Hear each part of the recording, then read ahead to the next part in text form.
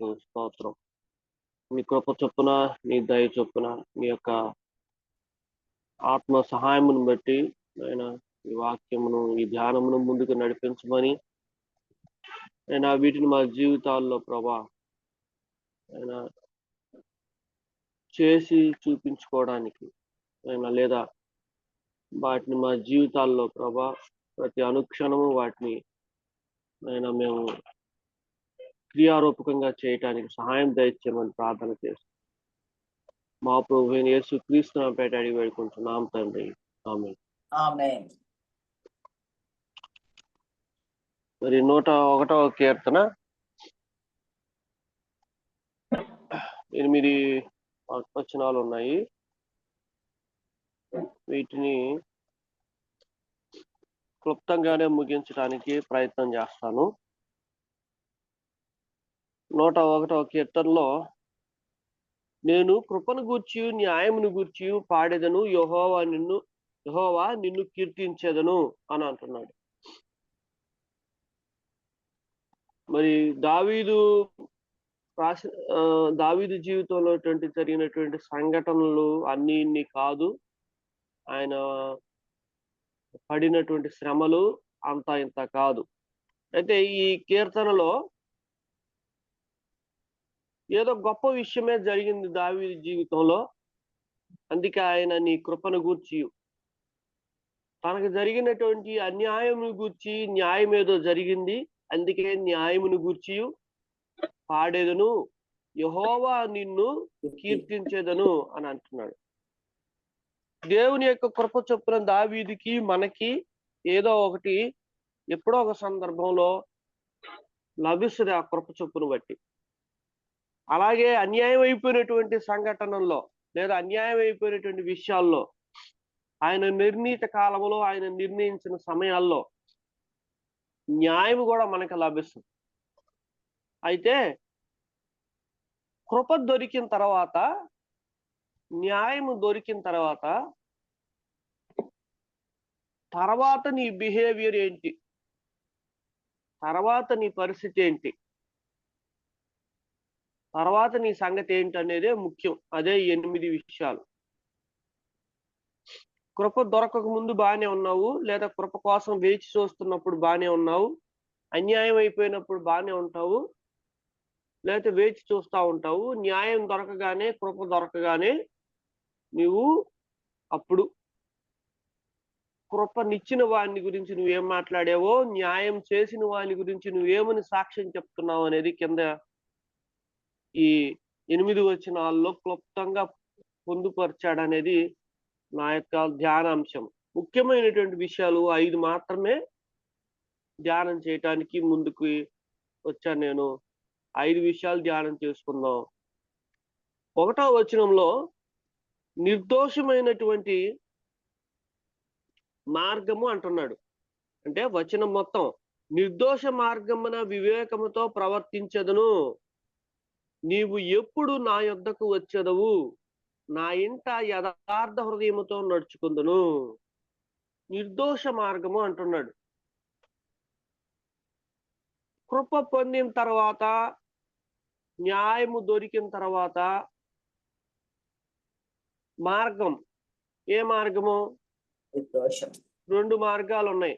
ఒకటి కుడివైపు మార్గము, ఒకటి ఎడమ వైపు మార్గము. నువ్వు వెళ్ళేది కుడివైపు మార్గం అయినా కూడా ఆ మార్గములో దోషం ఉంటుంది. ఒక్కొక్కసారి కుడి మార్గమే ఎంచుకున్నావు, లేకపోతే ఎంచుకున్నావు సంతోషం, కుడి మార్గంలోనే వెళ్తున్నావు సంతోషం, కానీ దోషం ఉంటుంది ఆ మార్గం. ఆ మార్గంలో దోషం లేకుండా చూడాలి. దోషముతో కూడుకున్నటువంటి మార్గం ఏంటి, ఎలా ఉంటది అనడానికి ఉదాహరణ మొట్టమొదటిగా యోధాకు రాసిన పత్రిక 1వ అధ్యాయం 11వ వచనంలో చూసినట్లయితే, మన మార్గము దోషంతో ఎందుకు నిండిపోద్ది, లేకపోతే నిండింది అనడానికి, లేదా దోషంతో కూడినటువంటి మార్గము అని గుర్తించడానికి ఒక చిన్న కొలబద్ద. యోధాకు రాసినటువంటి పత్రిక 1వ అధ్యాయం 11వ వచనం. వారు కయీను నడిచిన మార్గమున నడిచిరి, బహుమానము పొందవలెనని బిలాము నడిచిన తప్పు త్రోవలో ఆతురముగా పరుగెత్తిరి. కోరహు చాలండి. చేసినట్టు తిరస్కారం చేసి నశించిరి. అది కయ్యూను ఆదాము కొడుకే. కొరహు ఆదాము వంశావళే లేదా ఇస్రాయేల్లో ఒకడే. మోషే నాయకత్వంలో అక్కడ దాకా నడిచి వచ్చిన వాడే. ఎర్ర సముద్రం దాటుకొని వచ్చిన వాడే. బాప్తిసం పొందిన వాడే. 10 తెగుళ్లను కల్లారా చూసిన గుంపే. ఇశ్రాయేలుని శపించడానికి వీలు లేదు, శపిస్తే దేవుడు ఊరుకోడని తెలిసిన వ్యక్తి బిలాం. అందరూ దేవుని బిడ్డలే, అందరూ దేవుని సంగతి ఎరిగిన వాళ్ళే. మార్గంలో మాత్రం దోషం ఏర్పడింది. మార్గంలో మాత్రము దోషం ఏర్పడింది. ఈ సందర్భంగా దోషం ఎందుకు ఏర్పడుతుంది, ఎక్కడ ఏర్పడుతుంది? ఆదికాండము 4వ అధ్యాయము చూడండి ఒకసారి.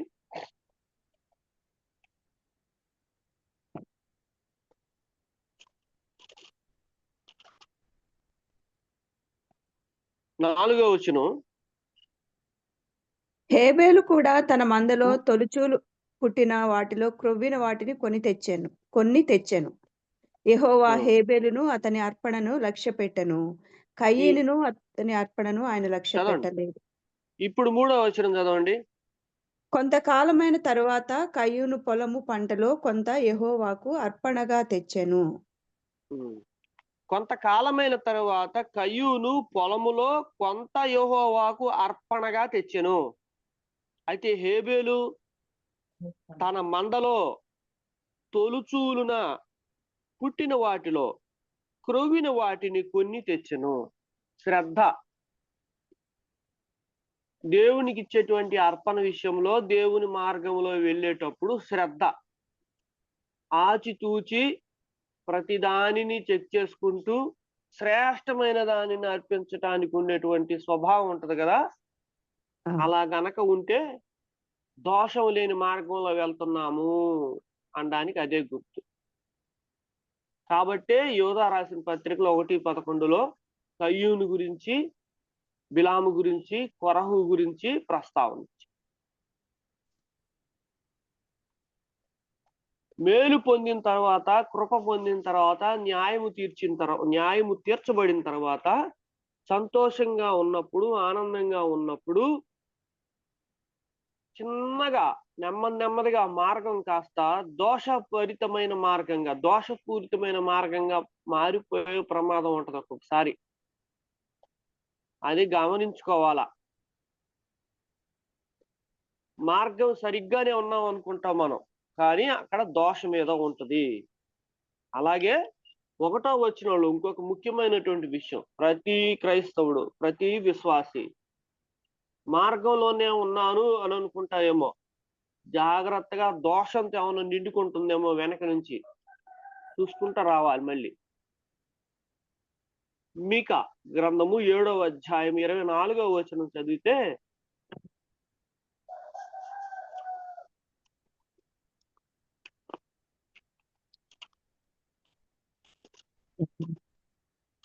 మీకా 24 అండి. 7:24 లేదమ్మా, 20 వరకే ఉంది.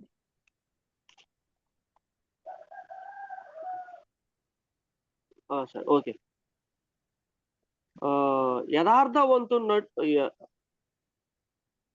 యథార్థవంతుడు అని అంటున్నాడు. కన్ను 2వ వచనంలో నా ఇంట యథార్థ హృదయముతో నడుచుకుందును అని అంటున్నాడు. మనకి ఈ భూమి మీద బ్రతికేటప్పుడు ఈ భూమి మనకి నివాసంగా ఏర్పడింది. 2,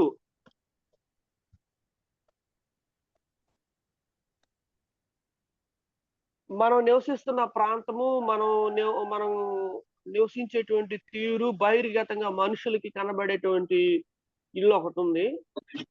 అలాగే మన హృదయంలో దేవుడు నివసించేటువంటి ఇల్లు ఒకటి ఉంది.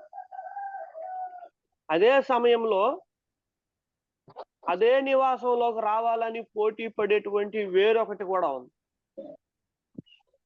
ఈ లోపలి నివాస స్థలము యథార్థంతో నిండుకొని ఉంటుందా లేదా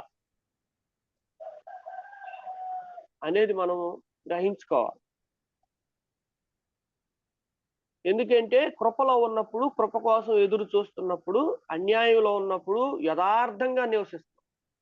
యథార్థతతో కూడిన బ్రతుకుతాం. కృప పొందిన తర్వాత అన్యాయములో నుంచి న్యాయం వైపు మనం వచ్చిన తర్వాత, అంటే న్యాయం పొందిన తర్వాత అప్పుడు మన ఇంట యథార్థత ఉందా లేదా అనేది అప్పుడు మరి ఎక్కువగా చెక్ చేయాలి. ఫస్ట్ లో ఉన్నంత, అంటే బాధలో ఉన్నప్పుడు ఉన్నంత న్యాయము బాధలో ఉన్నప్పుడు ఎదురు చూస్తున్న కృప తీరిన తర్వాత దాని పరిమాణం తగ్గిపోతా వస్తుంది రోజు రోజుకి. ఎందుకు అంటే అబ్రహాం జీవితంలో అదే జరిగింది. అబ్రహాము బయటికి రాగానే తన దేశం నుంచి, తన వారి నుంచి కృప చొప్పున బాగానే పరిరక్షింపబడతా ఉన్నాడు కానీ, కృప చొప్పున అన్ని విషయాల్లో బాగానే విజయం వస్తూ ఉంది. కానీ ఎప్పుడైతే కొడుకుని పొందాడో అత్యంత ఉన్నతమైనటువంటి బహుమానం కుమారుడిగా ఇస్సాకును పొందాడో, తర్వాత తన చేతులతో తాను బలియాలి ఇవ్వవలసిన ఆజ్ఞను పొందాడు. అప్పుడు ఆయన చేసినటువంటి పనిని బట్టి దేవుడిచ్చినటువంటి వాగ్దానం వేరు, అంతకుముందు దేవుడిస్తున్న వాగ్దానాలు వేరు. రెండిటికి చాలా తేడా ఉంటది. ఇస్సాకుని బలి ఇయటానికి ఎప్పుడైతే అతను వెనుదిరగలేదో అప్పుడు ఇచ్చినటువంటి ఈ వాగ్దానము అది అంతా ఇంత వాగ్దానం కాదు. అంతకుముందు కూడా పొందాడు వాగ్దానాలు ప్రతిసారి. అయితే వాటికి వీటికి పొంతన చాలా తేడా ఉంది. కాబట్టి 3వ వచనంలో మనం ఒక మాట చూద్దాం. దుష్కార్యము, ఆదికాండము 39వ అధ్యాయము 9వ వచనంలో యోసేపు గురించి ఒక మాట ఉంటుంది. ఆదికాండము 39వ అధ్యాయము 9వ వచనం.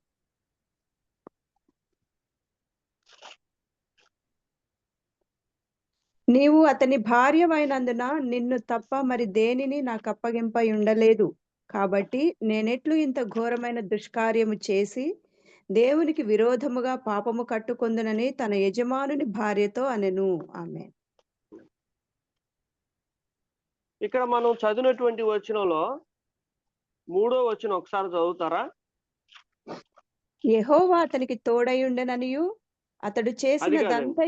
ఇక్కడ ఇప్పుడు కీర్తనలు 101 అధ్యాయం 3వ వచనం. నా కన్నుల ఎదుట నేను ఏ దుష్కార్యమును ఉంచుకొనను. ఆమేన్. ఆమేన్. 2 విషయాలు.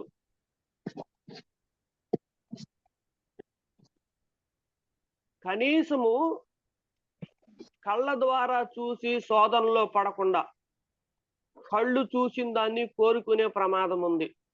కళ్ళు చూసిన దాన్ని అనుభవించేటువంటి ఆలోచన పుట్టే అవకాశం ఉంది. కాబట్టి కనీసం చూడటానికి కూడా కళ్ళ ముందు దానిని ఉంచుకోకూడదు అనేటువంటి నిర్ణయం ఉంది కదా.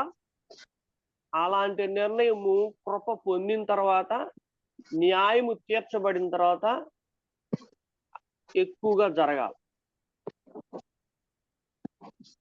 యోసేపు అనేటువంటి వ్యక్తి అమ్మబడ్డాడు, దాసుడిగా ఉన్నాడు.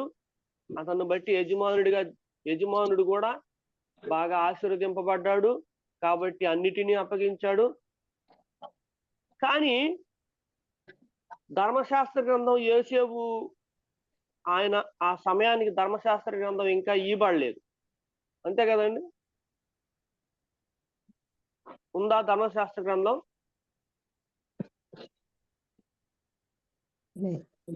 లేదు. కాబట్టి ఏ పాపం చేసినా తప్పేం లేదు. బహుభార్యత్వం ధర్మశాస్త్ర గ్రంథం రాకముందు ఆజ్ఞగా లేకపోతే వద్దు అని గాని ఇవ్వబడినట్లు ఏమీ లేదు. యవనుడైనటువంటి యోసేపు కేవలం తన తండ్రి చెప్పినటువంటి సాక్ష్యాన్ని బట్టి మన దేవుడు పరిశుద్ధుడు, ఆశీర్వదించేవాడు, నా బ్రతుకు ఇలా ఉన్నింది, నన్ను ఇంత వాణ్ణి చేశాడు, మీరు 12 మంది పుట్టారు అనేటువంటి ఒక చిన్న సాక్ష్యం, నోటి మాట. ఆయన ఒప్పుకోడు, దీనికైతే ఒప్పుకుంటాడు. ఆయన ఆశీర్వదించాడంటే ఇదిగో నేను ఎలా అయ్యానో అలా అవుతాను, నది దాటి కర్రతో వచ్చాను, ఇదిగో చూడు నా పరిస్థితి ఎలా ఉందో ఇప్పుడు అనే ఒక చిన్న సాక్ష్యాన్ని హృదయంలో పెట్టుకొని దేవునికి ఇష్టం లేనటువంటి కార్యం అది ఎంత తీవ్రంగా ఉంటుందో 2 పదాలు వాడాడు. ఒకటి పాపము, రెండవది ఘోరమైనటువంటి దుష్కార్యము. దుష్కార్యం. ధర్మశాస్త్రం లేనప్పుడే ఆయన అంత పర్ఫెక్ట్ గా ఉండాలని ఆయన ప్రయత్నిస్తే, ఇక 2 నిబంధనలు ఉన్నటువంటి కృప పొందినటువంటి వ్యక్తులు, న్యాయము తీర్చబడినటువంటి వ్యక్తులు ఇంకా ఎంత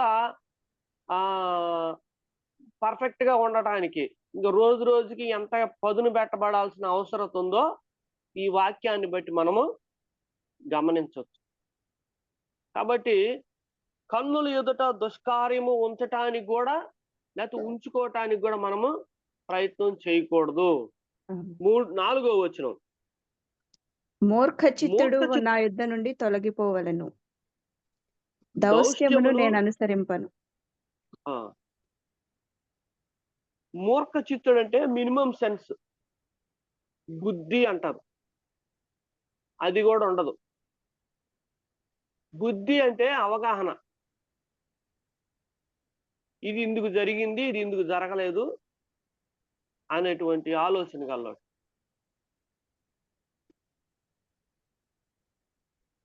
అలాంటి వాళ్ళని అంటే ఇలాంటి వాళ్ళు ఒక్కొక్కసారి మన బంధు వర్గాల్లో ఉంటారు, స్నేహితులు ఉంటారు, కొంతమంది ఫ్యామిలీ ఫ్రెండ్స్ లో ఉంటారు, కొంతమంది మన తోటి సహ విశ్వాసులు కూడా ఉంటారు. వీళ్ళని పూర్తిగా మనము అవాయిడ్ చేయలేము, కానీ వాళ్ళ స్వభావానికి దూరంగా ఉండాల్సిన పరిస్థితి ఉంది. ఎందుకు అంటే నాకు తెలిసినటువంటి ఒక అంకుల్ ఉన్నారు, పెద్ద ఆయన. పాస్టర్లు ఏం సమాధానం చెప్తారో చూద్దాం అని అదే పనిగా బైబిల్ చదివి అదే పనిగా నోట్స్ రాసి పెట్టేవాడు. రాశాడు రాశాడు రాశాడు రాశాడు జీవితకాలం అంతా రాశాడు. మరి ఒక సమయం వచ్చింది, దేవుని చిత్తమో లేకపోతే ఆయన ఏమో నాకు తెలియదు, బాగా సిక్ అయ్యాడు. Ongole pastor David Augustine pastor గారి కాళ్ళ మీద పడిపోయాడు. పోయి, అయ్యా నన్ను రక్షించు నాయన, నాకు ప్రార్థన చేయి నాయన, చచ్చిపోతాను నేను ఆయన. అగస్టిన్ పాస్టర్ గారు, అయ్యా నేనే ఉంది, ప్రార్థన చేసుకోపో, దేవుడే నిన్ను స్వస్థపరుస్తాడు, నువ్వే అడుక్కోను ఆయన అని చెప్పి పంపించేశాడు. చక్కగా వెంటిలేటర్ మీద ఉన్నాడు, బయటకు వచ్చాడు, బాగానే ఉంది.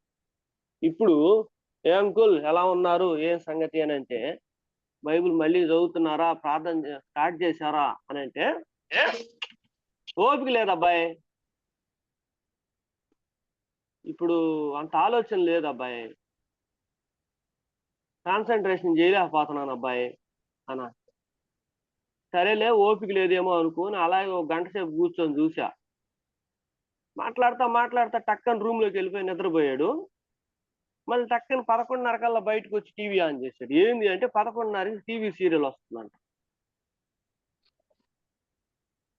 అది చూశాడు, మళ్ళీ మాట్లాడుతూ మాట్లాడుతూ టక్కని లోపల నిద్రపోయాడు. అప్పుడేమో అగస్టిన్ డేవిడ్ గారి కాళ్ళ మీద పడిపోతారు, లేకపోతే దైవ సేవకుల కాళ్ళ మీద పడిపోతారు. ఇప్పుడేమో టీవీ సీరియల్ టైమింగ్ మాత్రం బయాలజికల్ క్లాక్ మాత్రం గంటలకు పెట్టేసింది బ్రెయిన్ లో. ఈ సెన్స్ దానికి ఉన్నప్పుడు బైబిల్ చదవటానికి బయాలజికల్ క్లాక్ ఎందుకు పనిచేయట్లా?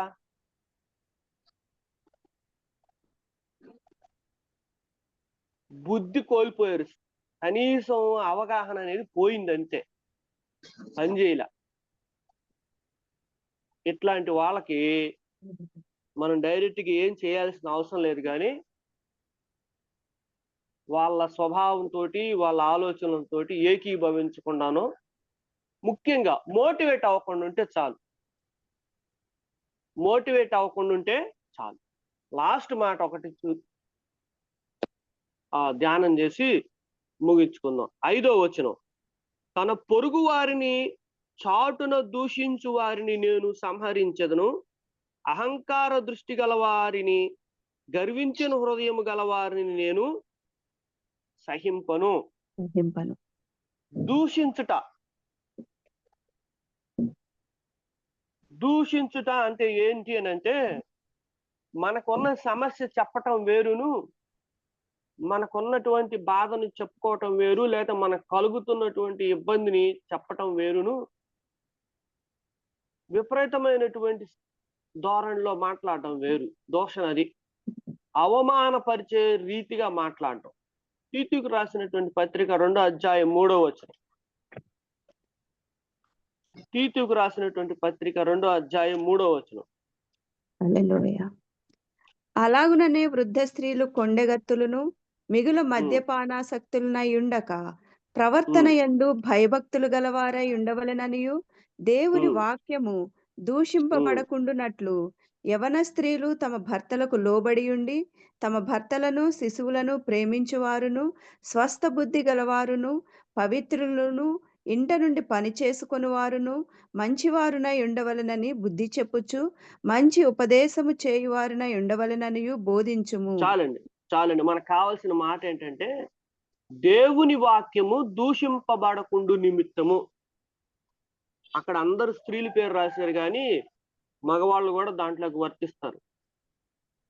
నిజంగా విశ్వాసం కలిగి మారు మనసు పొంది బాప్తిసం పొంది బలలో చెయ్యేసి కృప కొరకు ఎదురు చూచుచు, కృప పొందుచు, న్యాయము కొరకు ఎదురు చూచుచు, న్యాయము చేత అంటే దేవుని న్యాయము చేత తీర్చబడుచు సంతోషంగా ఉన్నటువంటి పురుషుడైనా స్త్రీ అయినా సరే దేవుని వాక్యము దూషింపబడుద్ది. ఎప్పుడు అని అంటే, ఇదిగో దూషణ గనక ప్రారంభించాము అంటే, దూషణ ఎక్కడ చేస్తాము? ఆయనే రాశాడు చూడండి, తన పొరుగు వారిని చాటున దూషించువారు. పొరుగువాడిని చాటును దూషించడం అంటే థర్డ్ పర్సన్ దగ్గర పొరుగువాడి గురించి మాట్లాడటం, సంబంధం లేనివాడి దగ్గర మాట్లాడటం. సరే, మాట్లాడితే పర్వాలేదు, దూషించటం ఇంకా ఆ దూషణకి కొలమానటి అంటే చెప్పలేము. ఒక్క తిట్లనే కాదు, చూడని దాన్ని, వినని దాన్ని, నువ్వు సొంతగా ఊహించుకున్న దాన్ని, లేదా నువ్వు ఫ్యాబ్రికేట్ చేసుకున్నది ఏదైనా సరే చాటున థర్డ్ పర్సన్ దగ్గర పొరుగు వాడిని గనక దూషిస్తే అది నీకు తెలియకుండా లేదా నాకు తెలియకుండా దేవుని వాక్యము దూషింపబడేటట్టు వెళ్ళే ప్రమాదం ఉంది. అప్పుడు దేవుని వాక్యము నీ నిమిత్తమే దూషింపబడినట్లుగా లెక్కలోకి తీసుకోవాల్సి వస్తుంది.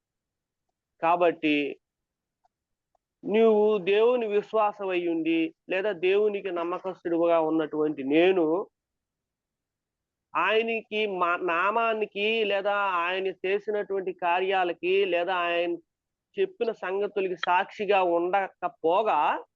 ఉండలేకపోగా ఉంటున్నాను అనుకున్నటువంటి మాయలో ఉండి చేస్తున్నాను అనుకున్నటువంటి ఒక విధమైనటువంటి అపోహలో ఉండి ఏం చేస్తున్నావు అంటే మనకు తెలియకుండానే దేవుని వాక్యానికి దూషణ, దేవుని వాక్యానికి దూషణ కలిగేటట్లు చేస్తున్నాం.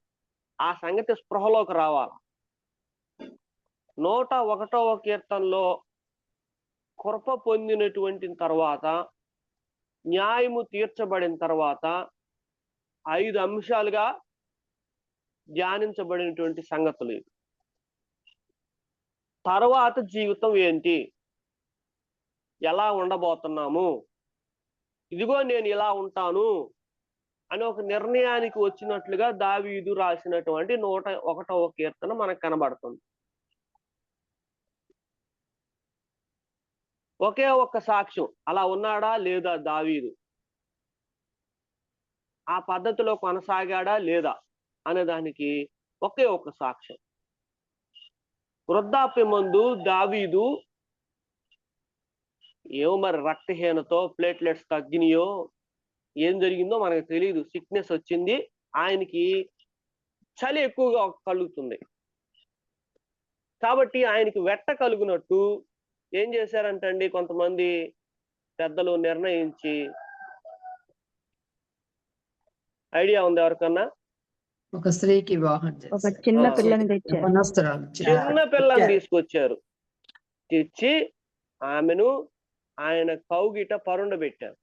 కానీ ఆ అమ్మాయిని, చిన్నపిల్ల, ఆయన ఎరుగకుండెను. ఆమేన్. హల్లెలూయా. హల్లెలూయా.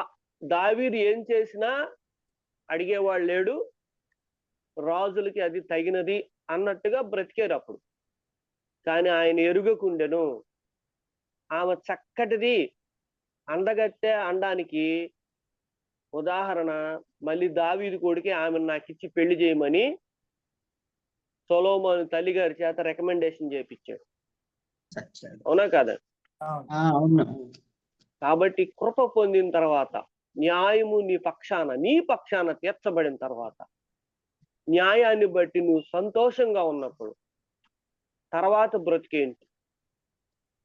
అవసరం తీరిపోయి use and throw system, disposal glass లాగా ఏమన్నా వాక్యాన్ని, దేవుణ్ణి ఏమన్నా ఉపయోగిస్తున్నావా?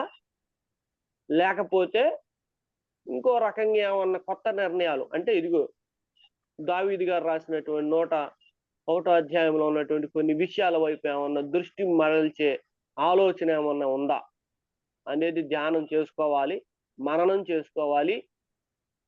కాబట్టి ఈ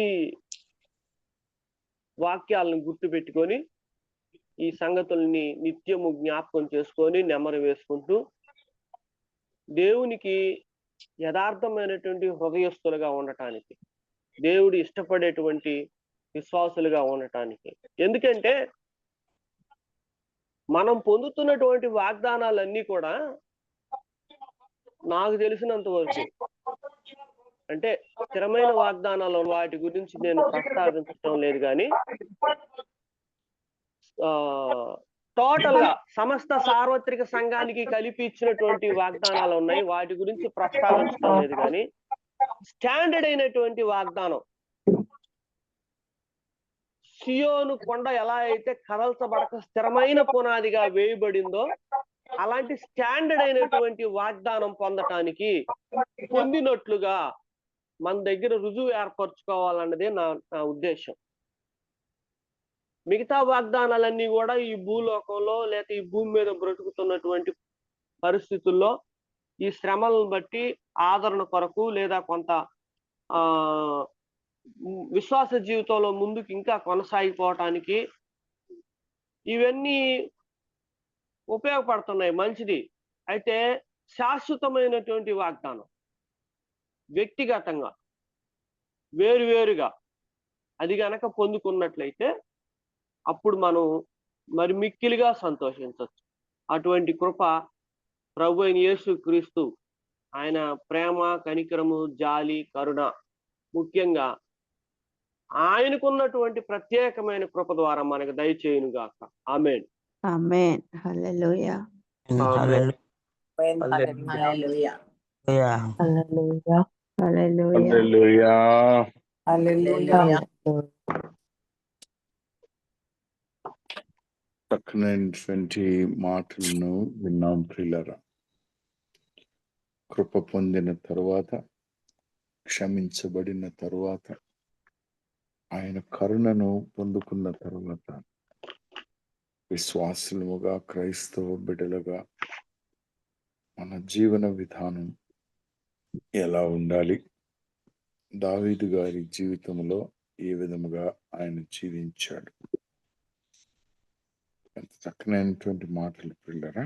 దేవాతి దేవుడు ఈ వాక్యంను దీవించునుగాక. వాక్యం అందించిన దాసుని ప్రభువు తన పరిచర్యలో ఇంకా గొప్పగా వినియోగించుకున్నాను గాక. ఆమేన్. ఆమేన్. ఆమేన్.